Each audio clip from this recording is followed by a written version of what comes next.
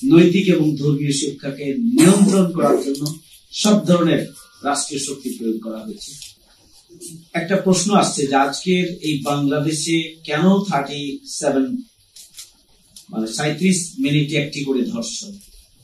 বাংলাদেশে অশ্লীলতা, ধর্মহীনতা এবং বেহায়াপনা থেকে শুরু করে যে সামাজিক অবক্ষয়ের জন্য রাষ্ট্রীয় যে পৃষ্ঠপোষকতা আমরা দেখেছি 16.5 বছর, এইটা যে নৈতিক মোটিভেশন, নৈতিক শিক্ষা, ধর্মীয় চেতনা, অনুভূতি এবং মোটিভেশন, এইগুলোকে সম্পূর্ণরূপে বন্ধ করে দেওয়া হয়েছিল এবং নেগেটিভিটি যতগুলো রয়েছে সোসাইটি, এই সব কিছুকে প্রি মিক্সিং থেকে শুরু করে ছেলে এবং মেয়েদের অবাধ মেলামেশা, অশ্লীলতা, যৌন অনাচার এবং আমাদের ইন্টারনেট থেকে শুরু করে রাষ্ট্রীয় পৃষ্ঠপোষকতায় সমস্ত কালচারাল অনুষ্ঠানগুলো থেকে শুরু করে যেভাবে একটা অসুস্থ পরিবেশকে উস্কে দেওয়ার জন্য, এটাকে এগিয়ে নেওয়ার জন্য রাষ্ট্র পৃষ্ঠপোষকতা দিয়েছে। অন্যদিকে নৈতিক এবং ধর্মীয় শিক্ষাকে নিয়ন্ত্রণ করার জন্য সব ধরনের রাষ্ট্রীয় শক্তি প্রয়োগ করা হয়েছে, যার কারণেই আমরা দেখছি যে 37 মিনিটে একটি করে, 3টি করে, 4টি করে তালাকের ঘটনা অথবা বিচ্ছেদের ঘটনা আমরা দেখছি। এটা মূল কারণ। আমি যেটি বলছিলাম যে আসলে পুরো নারী কমিশনের 323 পৃষ্ঠা এটা যদি বিশ্লেষণ করা যায় খুবই পরিষ্কার যে আসলে ইসলাম সম্পর্কে, এখানে 90% মুসলমানের একটি দেশে ইসলামী মূল্যবোধ, ইসলামী শিক্ষা, ইসলাম নারীদেরকে কি সম্মান এবং মর্যাদা দিয়েছে সেই বিষয়ে তাদের চরম অজ্ঞতা এখানে বই প্রকাশ করেছে। চরম অজ্ঞতার একটা দলিল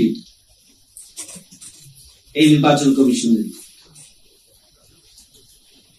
এখানে খুবই পরিকল্পিতভাবে ইগনোর করা হয়েছে সংখ্যাগরিষ্ঠ জনগোষ্ঠীর চিন্তা এবং মূল্যবোধের এবং দৃষ্টিভঙ্গিকে সম্পূর্ণরূপে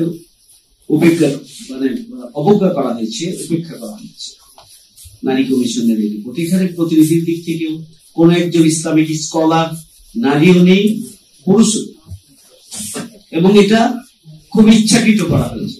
কারণ নারী কমিশনের জন্য যে নারী কমিশন যাদেরকে গঠন করা হয়েছে খুবই দুর্ভাগ্যজনক যে বাংলাদেশের অধিকাংশ মানুষের প্রতিনিধিত্ব করে স্বচ্ছতা এবং একটা পূর্ণাঙ্গ দৃষ্টিভঙ্গি নিয়ে নারীদের অধিকার প্রতিষ্ঠার জন্য যে ধরনের চিন্তা চেতনাকে ধারণ করে কমিশন গঠন করা দরকার ছিল, এমন একজনও কমিশনের সদস্য এখানে, যার কারণে তারা আসলে তাদের নিজস্ব চিন্তা, দৃষ্টিভঙ্গি এবং ধ্যান ধারণার পরিপূর্ণ প্রতিফলনেই তাদের কমিশনের রিপোর্টের মধ্যে এসেছে।